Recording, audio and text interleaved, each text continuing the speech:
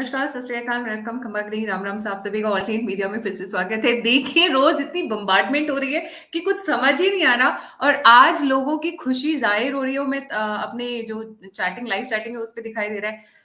Delhi services, Delhi सेवा bill जिसको हम बोलते हैं, या दिल्ली ऑर्डिनेंस बिल आज थंपिंग मेजोरिटी के साथ पास हो गया। वो होना था, वो सबको पता था।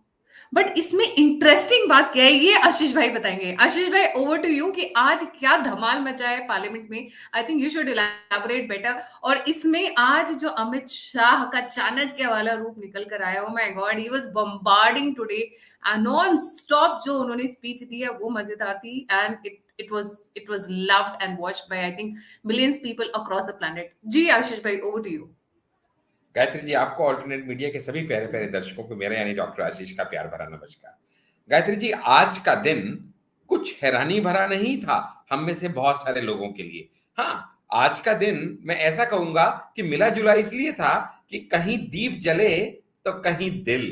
जो दीप जलने का काम था वो तो आज कांग्रेस के आंगन में हुआ, क्योंकि वो फिलहाल टाली गई सजा को ही अपनी जीत मान के खुशियां मना रहे थे। लेकिन चलिए, बहुत टाइम बाद कुछ मुस्कुराने की वजह तो मिली कांग्रेसियों को, क्योंकि राहुल गांधी आज इतने दिन बाद, तकरीबन 136 दिन बाद दोबारा पार्लियामेंट में आज उन्होंने कदम रखा, क्योंकि उनको पार्लियामेंट आने की परमिशन मिल गई, क्योंकि एमपी स्टेटस उनका रिस्टोर हो गया, जो उन्होंने अपने ट्विटर पे भी अप्लाई कर दिया। और दूसरी बात, जहां कहीं दीप जले तो वहीं कहीं दिल भी जले। दिल क्यों जले?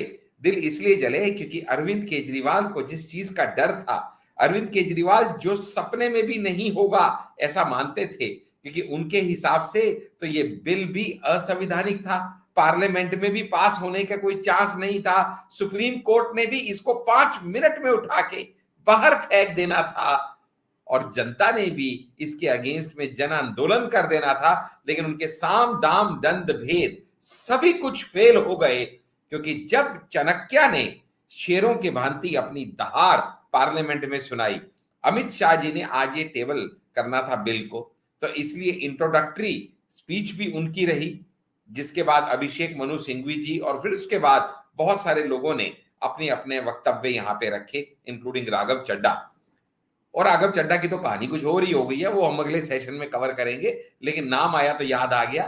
खैर नहीं आओ, लेकिन जो कहते हैं ना, जो final nail on the coffin, वो जो फाइनल हथौड़ा मारने का काम किया, वो अमित शाह के फाइनल कंक्लूडिंग रिमार्क्स ने किया। क्योंकि जब सबके वक्तव्य चल रहे थे ना गायत्री जी, मैं बड़े ध्यान से देख रहा था, आज जो संजीदगी का, जो मैच्योरिटी का और जो अपने अनुभव का उन्होंने आज प्रदर्शन किया अमित शाह जी ने, जिन लोगों ने उनको लाइव आज की डिबेट से पहले भी, जब बाकी लोग अपना वक्तव्य रख रहे गायत्री जी, तो जितनी सिंसेरिटी से वो एक एक पॉइंट नोट कर रहे थे, not relying on anybody to give him the comments and the remarks and everything, वो उन्होंने कैसे नोट किए और बाद में अपने वक्तव्य में एक एक व्यक्ति को नाम लेके उसके उठाए हुए प्रश्नों के हिसाब से जो उन्होंने उत्तर दिए, जिसको कहते हैं ना, तसल्ली से ठोका। आज बहुत बढ़िया तरीके से उन्होंने अपनी सारी बात रखी, और एक एक डाउट को, जिसके भी मन में डाउट हो, देखिए क्या होता है गायत्री जी, बहुत सी बार हम डिबेट करते हैं कुछ डिफरेंस ऑफ ओपिनियन की वजह से, लेकिन यहां पे ज्यादातर लोग जो डिबेट कर रहे थे, वो डिबेट कर रहे थे डिबेट करने के लिए। उनको they had no option but to differ, यानी वो प्रतिबद्ध थे कि हमने अपोज ही करना है, चाहे कितना भी लॉजिकल पॉइंट हो। लेकिन अगर कोई ओपन माइंड से आया होता तो वो अमित शाह जी की बात को समझता, और सच में गायत्री जी बहुत सारे लोगों ने समझा, क्योंकि जो हमारे पास एनालिसिस थे वो ये थे कि राज्यसभा के अंदर, हम सबको पता है कि राज्यसभा के अंदर आज का जो बहुत इंपॉर्टेंट बिल था, लोकसभा में तो ऑलरेडी ये पास हो चुका था, राज्यसभा में 245 टोटल मेंबर्स हैं। इस 245 के अंदर से 237 इस समय एग्जिस्टिंग हैं, और ये 237 के अंदर अगर किसी भी पार्टी को अपनी मेजोरिटी लानी है तो वो, या अपनी डोमिनेंस प्रूव करनी है, तो 119 का जादुई आंकड़ा था जिसको छूना जरूरी था। सो टारगेट दोनों का, एनडीए का और I.N.D.I.A का, दोनों का एक ही टारगेट था, किसी तरीके से इस जादुई आंकड़े 119 तक पहुंचना। बहुत हद तक लोगों को उम्मीद तो यही थी कि एनडीए इसको कर लेगा, but again Gayatri ji, this is politics, you never know, until the game is over nobody has won and nobody can be said to have lost। कुछ भी कभी भी कहीं भी हो सकता है। तो अमित शाह जी ने अपनी धुआंधार जब बात करनी शुरू करी तो एक एक को उन्होंने धोना शुरू कर दिया। और शुरू उन्होंने कहां से किया? शुरू उन्होंने किया दिल्ली के इतिहास को बताते हुए, दिल्ली की पूर्व सरकारों को बताते हुए, और दिल्ली में क्या क्या कब कब अमेंडमेंट्स आए, कौन कौन सा बिल आया, कब वो यूनियन टेरिटरी में कन्वर्ट हुई, और उसके बाद दिल्ली को गवर्न करने के लिए 1991 से 93 के बीच में जो इंपॉर्टेंट अमेंडमेंट्स हुई, जो हमने पिछले शो में कवर किया था कि 93 से लेके 2014 तक कुछ ऐसा हो हल्ला था ही नहीं। सरकारें आपस में एक दूसरे के साथ एक समन्वय बना के चलती थी, और एलजी साहब की प्रेजेंस भी शायद इतनी रेलेवेंट नहीं हुआ करती थी। लेकिन इसके बाद ये अराजक पार्टी जब से आई, जो खुद को क्रांतिकारी कहती है और किसी न किसी आंदोलन से जन्मी इंडिया अगेंस्ट करप्शन सबसे यंगेस्ट पार्टी जो है, इनके आने के बाद ही असली बवाल शुरू हुआ।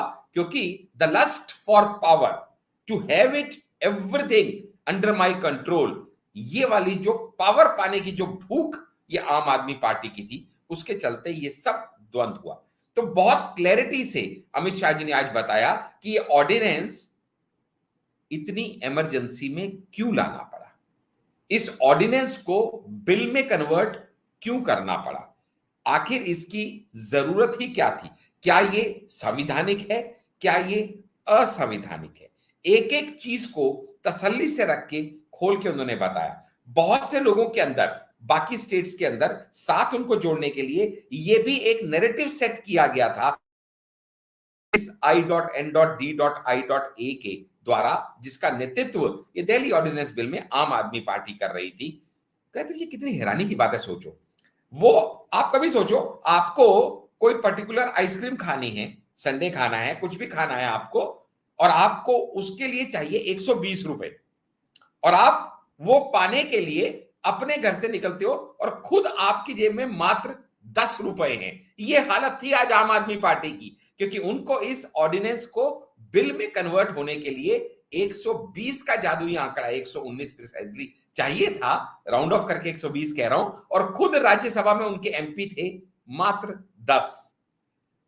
यानी आप 120 के आंकड़े को छूना चाहते हो और लोगों के, आपके पास 110 हैं, आपके पास 100 हैं, आपके पास 90 हैं, अब बाकियों से सपोर्ट मांगो, समझ में आता है, लेकिन खुद आपकी जेब में 10 हैं और आप 110 की उधारी मांग रहे हो, तो ये कहां तक नैतिकता है, और इसके लिए कितना स्टूप करना पड़ेगा आपको, कितना कॉम्प्रोमाइज करना पड़ेगा आपको, ये आज एपरेंट था।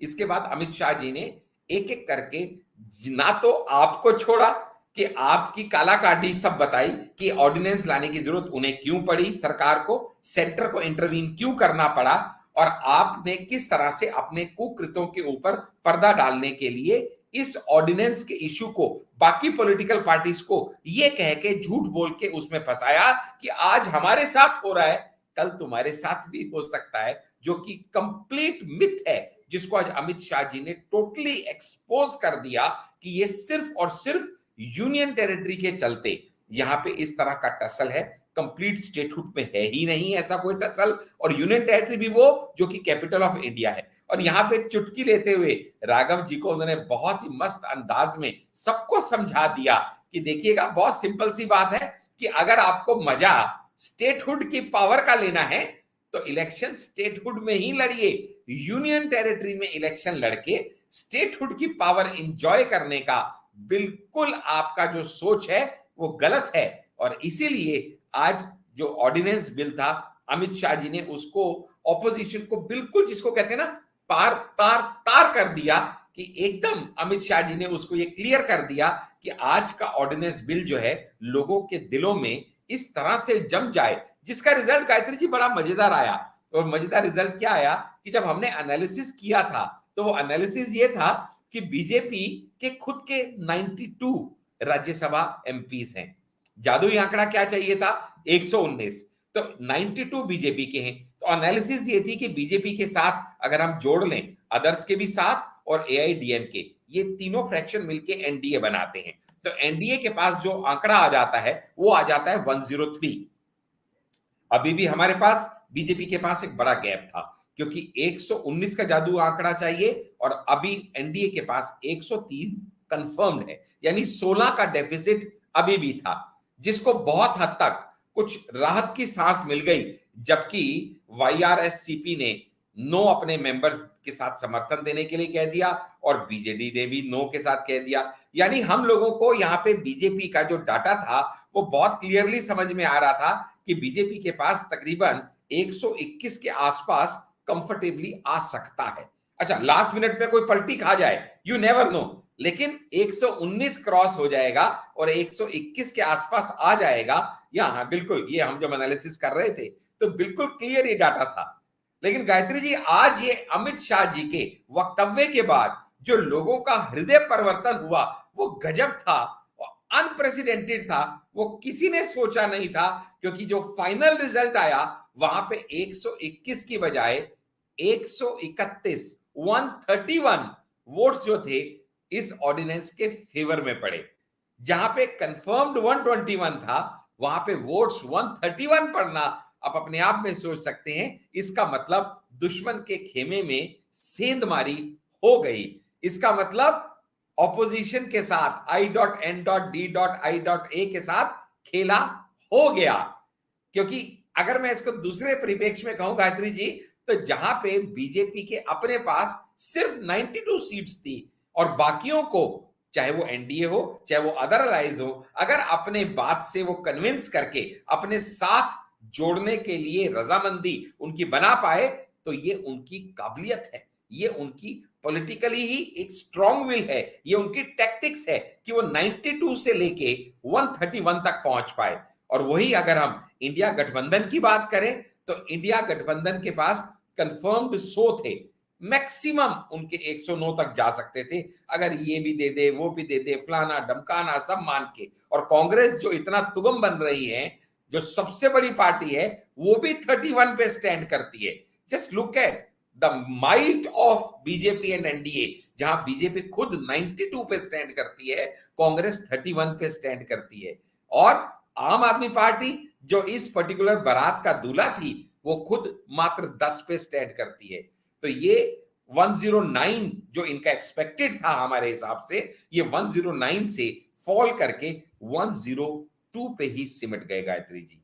यानी कहने का मतलब बहुत सिंपल सा है कि ये जो सेमीफाइनल 2024 का सेमीफाइनल मान के चला जा रहा था, जिसको खुद अरविंद केजरीवाल जी ने कहा कि ये सेमीफाइनल है 2024 का, वो सेमीफाइनल I.N.D.I.A एनडीए से हार गई है। और गायत्री जी, सेमीफाइनल हारने वाले कभी फाइनल में पहुंचा करते हैं क्या? मुझे ऐसा नहीं लगता। लेकिन जो सबसे ज्यादा गिरावट है गायत्री जी, लास्ट के 1 मिनट में बता के आपको माइक ओवर हैंड ओवर कर रहा हूं, जब ये रिजल्ट आ गया तो वुड यू बिलीव, जो लाइव टीवी चैनल्स पे आपके प्रवक्ता बैठे थे, उनका पहला स्टेटमेंट क्या था? पहला स्टेटमेंट उनका यह था कि क्या आप बता सकते हैं आज के दिन जब इतनी इंपॉर्टेंट वोटिंग होनी थी तो राज्यसभा की वोटिंग मशीन काम क्यों नहीं कर रही थी? Not again. ये लग रहा है, अब भी दिस इज उनको ये लाइक, लग रहा है कि विक्टिम कार्ड कम प्ले कर दिया ऑन। जाए। Just think of it. और उसके बाद जैसे ही अरविंद केजरीवाल जी का पहला बयान आता है, वो पहले बयान में ये कहते हैं कि सुप्रीम कोर्ट की रूलिंग को ओवरटर्न कर दिया गया, संविधान को ताक पे कर दिया गया, और इस तरह की स्टेटमेंट्स अरविंद केजरीवाल जी द्वारा दी जानी शुरू हो जाती हैं।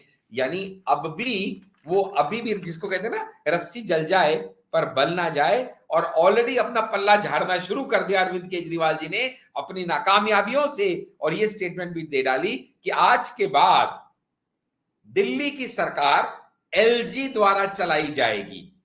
यानी कुछ भी हो या कुछ भी ना हो, अब उनको पकड़िएगा। अब वो विक्टिम कार्ड खेलेंगे आशीष जी, अब वो विक्टिम कार्ड खेलेंगे। मैं बार बार ये स्क्रीन पर इसलिए रख रही हूँ so that people can view कि हमने जो कैलकुलेशन की थी, इनफैक्ट सभी ने जो कैलकुलेशन की थी उसके हिसाब से जी 121, और इंडिया का जो भी डॉट डॉट है, क्योंकि बहुत लंबा है, आपकी हिम्मत है कि जी आप हर बार डॉट डॉट डॉट लगा लेते, but I would like to say UPA, क्योंकि यूपीए के साथ एक थिंग एसोसिएटेड है, a party which corrupted, which looted, which gambled in India.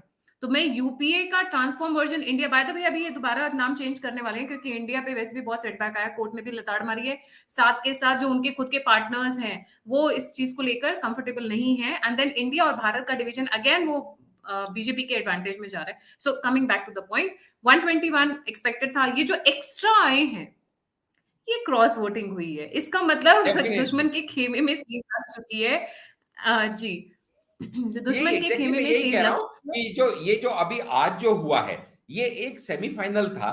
Because obviously अब जब नो कॉन्फिडेंस मोशन जब अगला है वो वैसे ही सबको पता है कि वो एनडीए बहुत क्लियरली जीती हुई है, क्योंकि नो कॉन्फिडेंस मोशन जो कल से स्टार्ट होना है वो लोकसभा में होता है, वो राज्यसभा में नहीं होता। और लोकसभा में एनडीए को बीट करना किसी I.N.D.I.A के बस की बात नहीं है।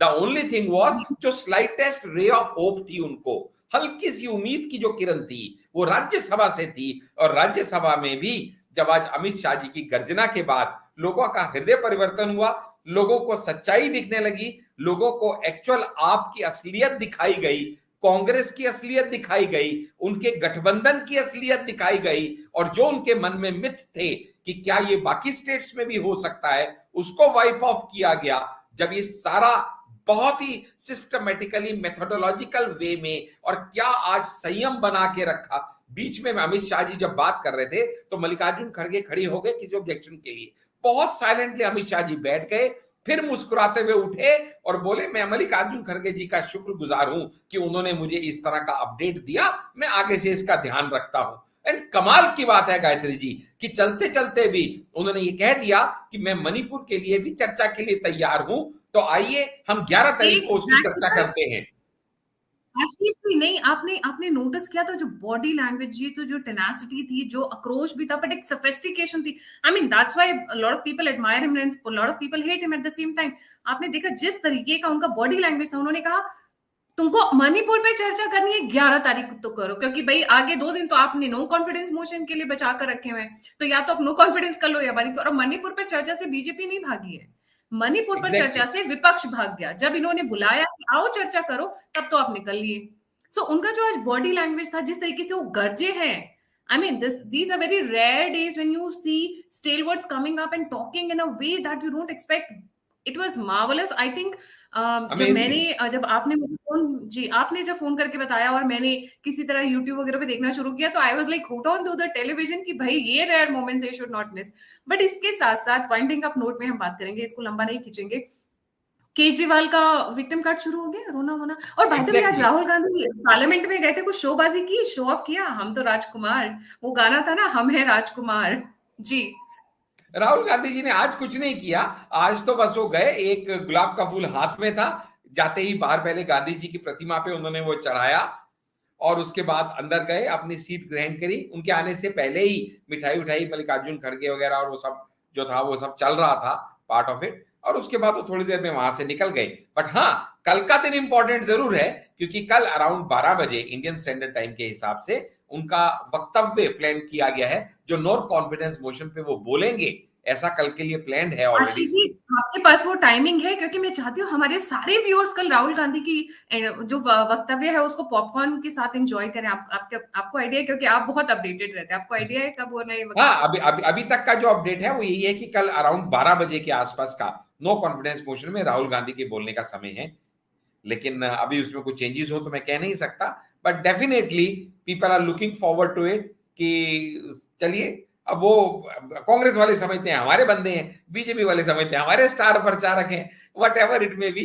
खैर आजकल तो दोनों को छोड़ दीजिए, आम आदमी पार्टी उनको अपने से ज्यादा प्यार करती है। लेकिन जैसे कि अमित शाह जी ने आज भी कहा कि कोई चिंता की बात नहीं है, आप जिनके साथ जा रहे हैं ये आज का दिन ही आपके साथ हैं, आज जैसे ही ये बिल गिरेगा उसके बाद से आपको कहीं आम आदमी पार्टी दूर दूर तक दिखाई नहीं देगी। तो आज बड़ा मजेदार उन्होंने आम आदमी पार्टी को भी घेरा, कांग्रेस को भी घेरा, दोनों को एक दूसरे की हकीकत दिखाई और इंडिया की सारी जनता को इस पूरे गठबंधन की हकीकत दिखा के आज अमित शाह जी ने बहुत बढ़िया कंपोजर दिया और बहुत बढ़िया नैरेटिव सेट किया, जिसका रिजल्ट हमारे सामने है कि कंफर्म्ड 121 से आज 131 तक चले गए और आज का ऐतिहासिक दिन जो है वो एनडीए के लिए सच में एक सेमीफाइनल, क्या वो तो फाइनल भी अब वही खेलेंगे, क्योंकि सेमीफाइनल जो जीतता है वही फाइनल तक जाता है, सेमीफाइनल हारने वाला क्या फाइनल तक जाएगा।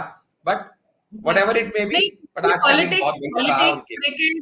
पॉलिटिक्स और क्रिकेट में कहा जाता है लास्ट मोमेंट तक, जब तक आखिरी बॉल है और आखिरी उम्मीद है तब तक कुछ आपको कुछ नहीं पता होता है कि क्या हो जाएगा। बट जाते जाते फाइंडिंग अप नोट पे ये बोलूंगी, आज कई चीजें एक साथ हुई हैं। नंबर वन, अरविंद केजरीवाल टूट गए हैं, चकनाचूर हो चुके हैं, उनका कुछ नहीं बचा है, because is gone, is done and dusted. Number one. Number two, जिस तरीके से कांग्रेस को घेरा है, जिस तरीके से विपक्ष को मणिपुर इशू पे उन्होंने ललकारा है, एग्जैक्टली। लिटरली ललकारा है कि हम चाहते हैं डिबेट हो, 11 तारीख को मैं इसी सदन में आऊंगा, let's have a debate, let's see कि विपक्ष क्या इस गुगली को जो उन्होंने फेंकी है, क्योंकि ये उन्होंने एक गुगली फेंकी है, बहुत लोगों को पता नहीं है, और वो किस तरह लपेटेंगे उसके ऊपर भी आइडिया नहीं है, पर मैं वो 11 तारीख के लिए बजा कर रखूंगी। और तीसरा, सबसे इंपॉर्टेंट, जो दिल्ली को उन्होंने सेफ गार्ड कर दिया है, जिस तरह आईपीएस ऑफिसर्स को गाय भेड़ बकरियों की तरह वो लेफ्ट राइट सेंटर ट्रीट कर रहे थे, I agree that there is a problem with the bureaucracy and it needs changes, but at the same time you cannot mistreat people. वो एक एग्जाम क्रॉस करके आए हैं, माना कि एग्जाम क्रॉस करने के बाद वो सरकारी दामाद बन गए, बट उसका मतलब ये नहीं है कि आप उनके साथ बदतमीजी करें, आप उनको मिसट्रीट करें, आप उनको भगाएं। सभी खराब नहीं है, ब्यूरोक्रेसी में भी बहुत सारे अच्छे लोग भी हैं, उन्हीं की वजह से देश टिका हुआ है, नहीं तो कहां से कहां पहुंच जाता। So today was a marvelous day, a fantastic day. The way the parliament worked, जहां जिस तरीके से आज पार्लियामेंट की वर्किंग हुई वो देखने लायक थी। और जितने भी व्यूअर्स जिन्होंने नहीं सुनी है अमित शाह की आज स्पीच, आई मस्ट रिकमेंड, संसद टीवी लाइव आता है और राज्यसभा लाइव भी आता है, जितना मैं अपडेटेड हूँ, आप वहां पर जाकर देखिए, चाहे फास्ट फॉरवर्ड वे में देखिए, बहुत मजेदार है, उसको मिस करने लायक नहीं है। थैंक यू सो मच आशीष भाई ज्वाइन करने के लिए इतने शॉर्ट नोटिस पे, और it is always pleasure to have you. इसी के साथ जय हिंद, जय श्री राम, हर हर महादेव।